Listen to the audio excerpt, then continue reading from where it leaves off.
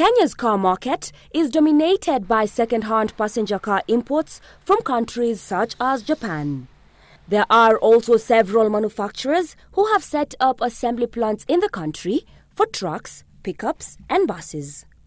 However, the narrative is bound to change in the coming years following an announcement by Volkswagen of their return into the country to assemble passenger vehicles, starting with their popular Polo Vivo model by the end of the year.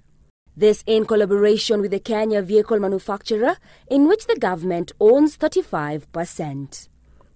The return of VW comes at a time when Toyota is still in talks with the government to set up a passenger vehicle assembly plant in the country, while German luxury brand BMW is looking to set up a parts factory.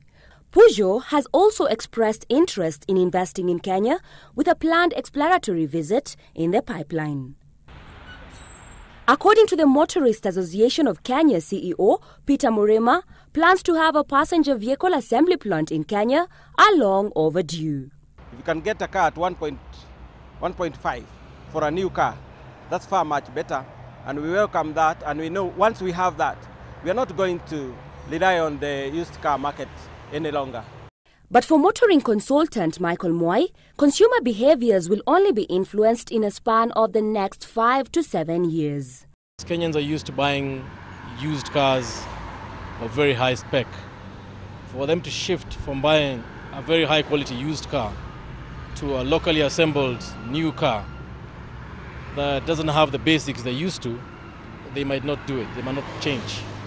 The Polo Vivo by Volkswagen is expected to retail at 1.4 million shillings compared to the cost of 2.5 million shillings it would cost to import a brand new version. The government will give the manufacturer a lot of tax breaks, both for bringing in the complete knockdown parts, but also, like for example, the seats can be done locally, the exhaust pipes can be done locally. In 2010, the Thika superhighway was commissioned and in just 6 years has been able to revolutionize the landscape of this area. A situation that is now being compared to vehicle manufacturing, where experts say the more motor vehicle assembly plants come into the country will impact on the decision made by motorists.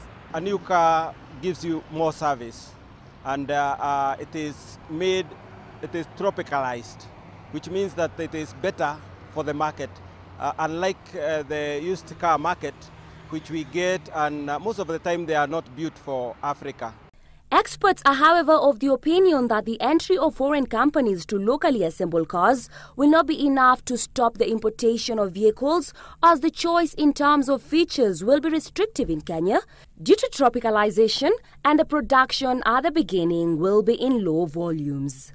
Currently, an imported complete car attracts import tax, excise tax and value-added tax, which will be waived when complete knockdown parts are imported for local assembly. In the long run, you find that cars will be less taxed, unlike now, and the taxpayer will pay less and the exchequer will get more. And it is for this reason that experts say the government must seek the modification of the completely knocked down regime to facilitate the growth of the automotive industry. For them to invest in building their own capacity to bring down the cost of product and increase the quality, the government needs to show the will, the political will, to maintain that status quo. Mumbi Warui, Citizen Business Center.